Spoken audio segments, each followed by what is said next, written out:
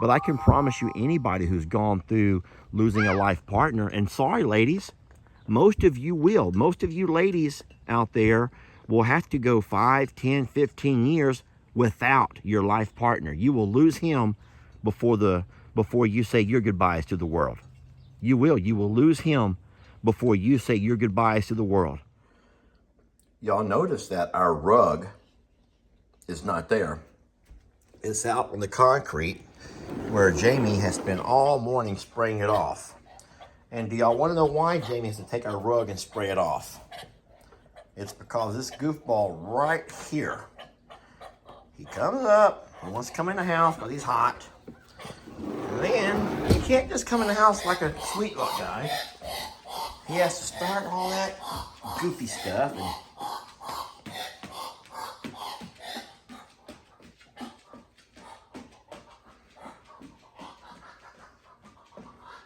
Pablo, you woke up Maggie.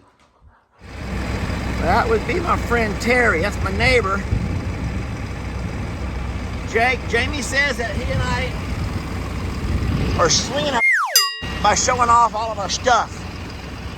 You ever heard that expression?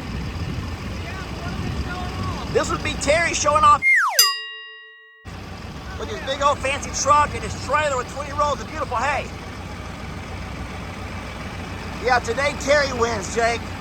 Today Terry wins that one.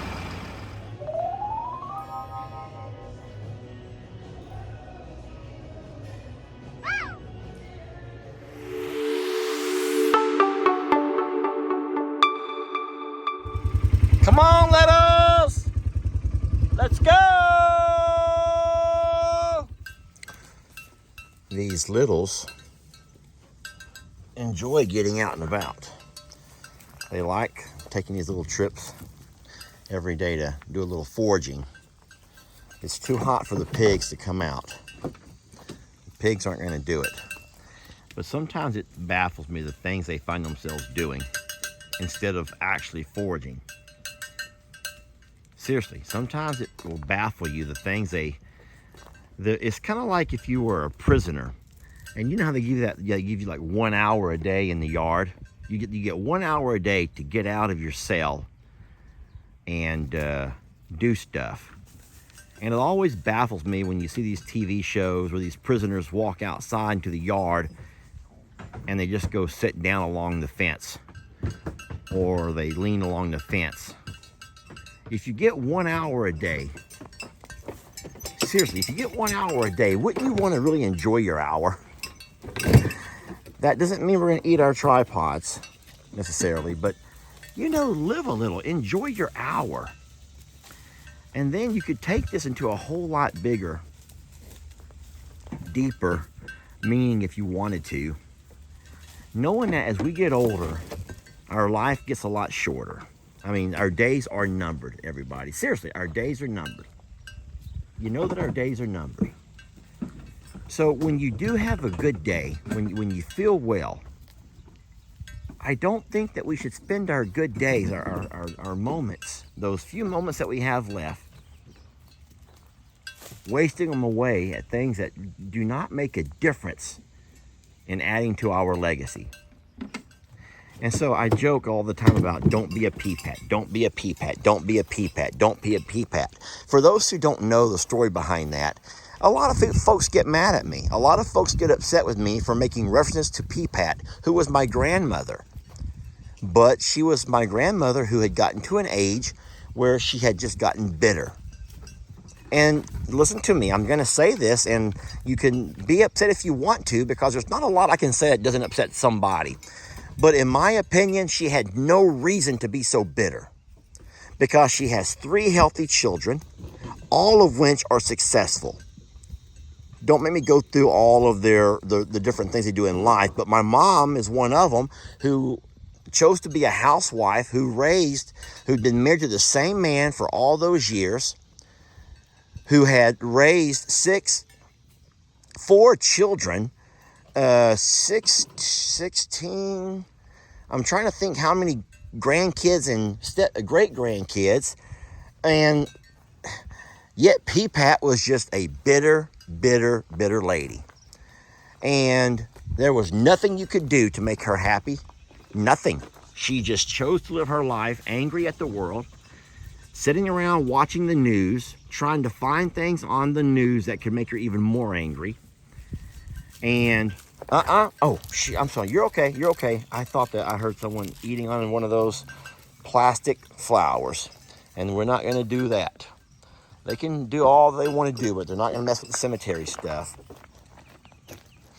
I brought them to the cemetery because it's a nice shady spot. They could actually go anywhere down this lane if they want to.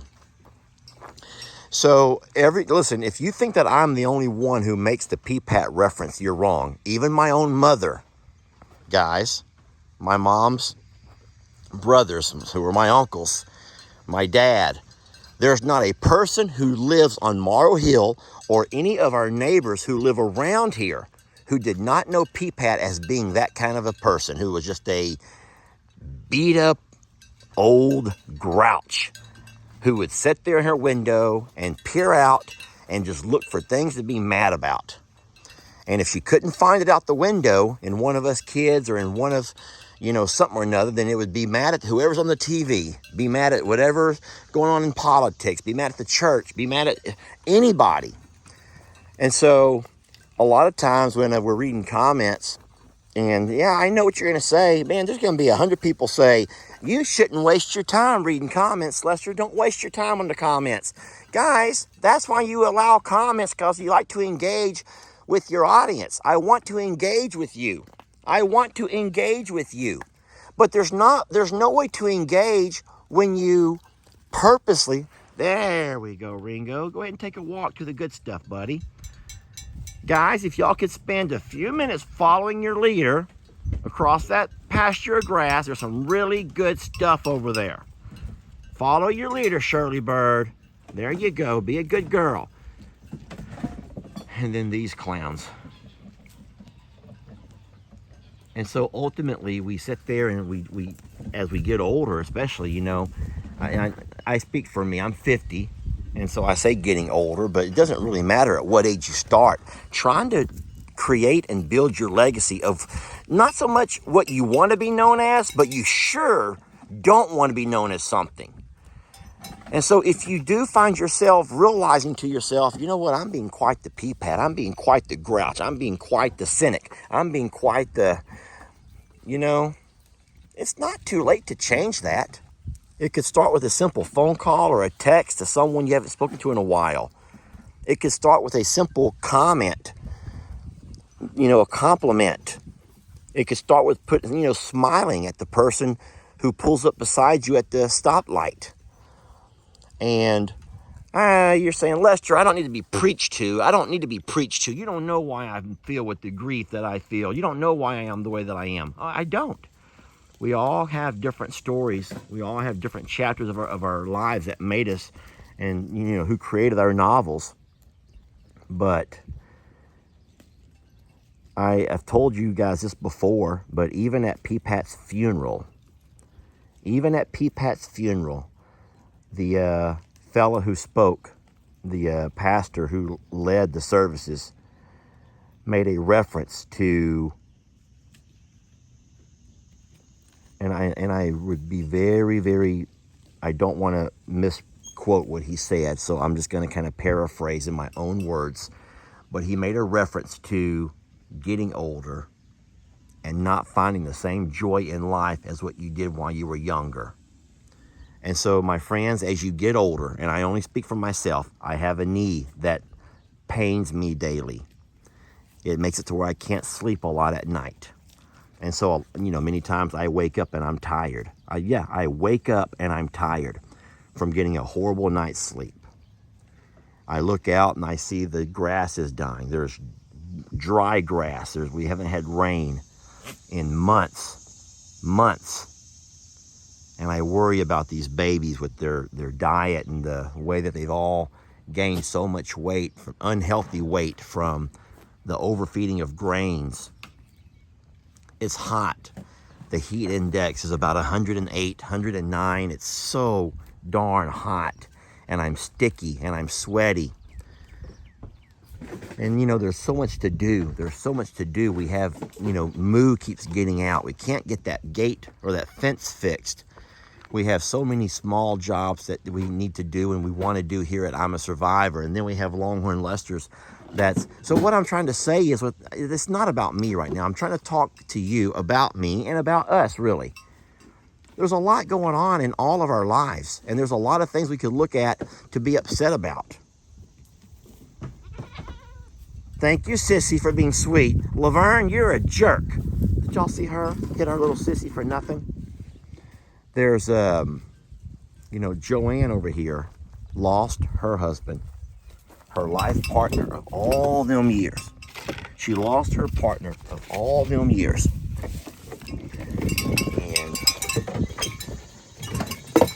And I know that Joanne is trying to find ways to occupy her time. So what she's begun to do is garden and plant.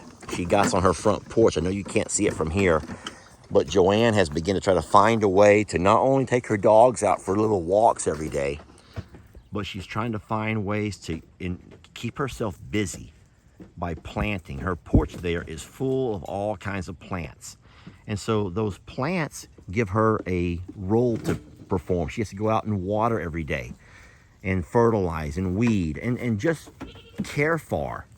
You know, with her dog, she takes them out around for a walk. She gets them out of the house. She makes sure, listen, this is funny and it's cute. Joanne makes sure that when she goes to pick up her Walmart order, she only gets a couple of days worth. You know why? Because she wants to need to go back a couple of days later. Why sit there and pick up a whole week or a whole month worth of supplies? And that means you're stuck in the house with no reason to really get out and about. And so Joanne has downsized a whole lot of her home. So now she didn't have all the same things to take care of as far as the yard and all of that stuff, the mowing that the big house needed to have done. But she's found ways to occupy her time with things that she enjoys. She takes trips to visit her sons, you know, and she does things with her friends. And so you don't see Joanne sitting over there feeling bitter and being mean and sitting on the internet just looking for someone to be mean to. Because Joanne knows that, here's Joanne, she's in her 70s, and Joanne will one day pass, as we all will. But Joanne doesn't want to be sit there and referred to at her funeral as bitter and angry and mad at the world and a grouch, a real Scrooge. So all you can do is take care of yourself, and no matter where you're at right now, try to find a way to start changing because do you not think she has bad days?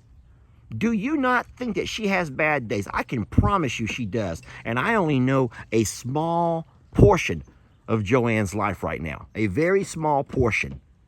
Now, my PPat wasn't bitter because she'd lost her husband. As a matter of fact, PPat died before my grandpa did. PPat died before my grandpa did.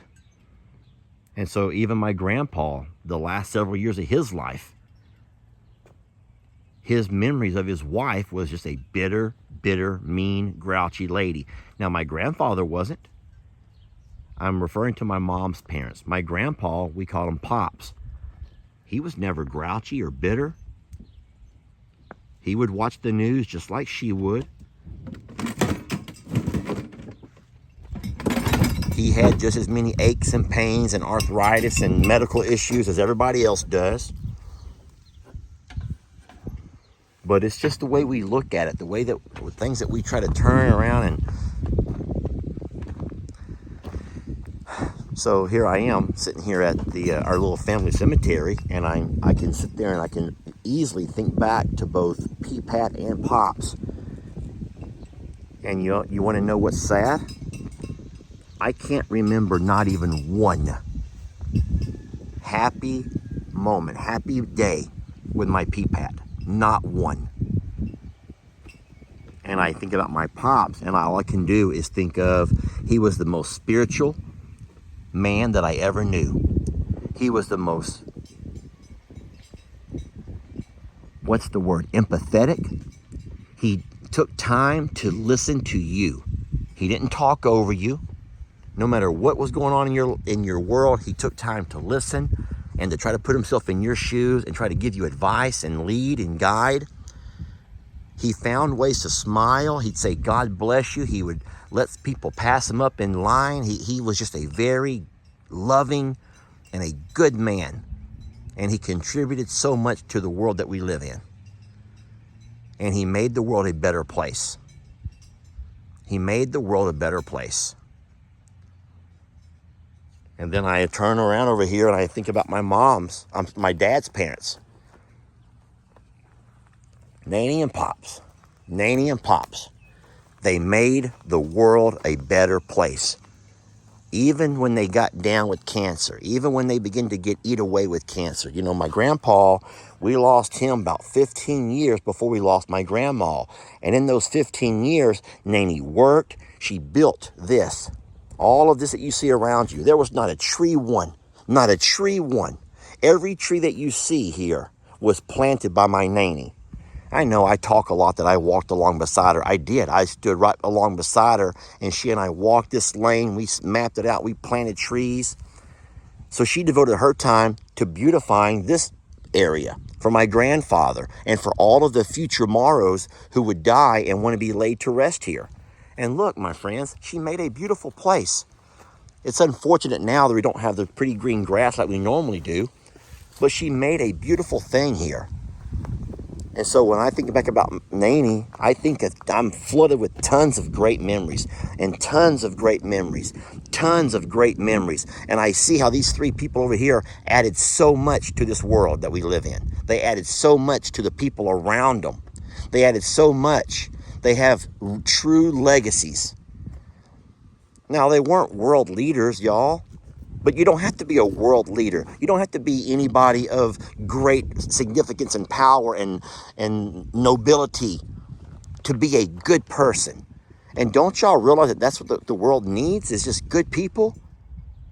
Look, there's my Joanne there, going out to do a midday, checking on her plants, putting her shoes on, gonna start her midday chores. Keep herself active, keep herself going. So, I don't know. I don't mean to get off on tangents and rants. I'm glad you're able to watch the animals do their thing while we sit here and talk. But I guess I've had that on my mind for a while. Yeah, don't look for reasons to fight and argue. There's a lot of things in the world that we live in that are negative as it is, and you don't want to add to all of that, folks. You really don't want to be one to add to all of that. Instead, you need to learn to be a light. Be a light. You can always tell when it's time to go when the babies start getting bored. They've been out for a while, 30 minutes or so. They've already made their way around. Ringo has walked back to the shade to lay down. These two are determined to get on my nerves. That belongs to my Uncle Raleigh, who was a soldier. Thank you very much. We're going to respect that and keep that pretty. Y'all get on out of the garden. Come on, get on out of this area. Come on. I'll fix that, guys. Just a small minor. There we go. Okay, everything's good. Let's all go. Come on, littles, let's go. We're heading back in, friends. We're heading back in. I feel bad for those that are still out there trying to forage a little bit, but when we start having issues with this big Galoot Brady and the others are getting tired, it's just hot. This needs to be done several times a day, actually. I gotta find the time to maybe do it a little bit earlier or later on this evening. Come on, babies, come on, littles, let's go. Come on, littles. Come on, babies. Everybody follow Ringo, he's your leader. Thank you, Ringo, for being a good boy. There you go. Everyone's being so sweet. Ringo, don't do that. Come on, where's old Nanny?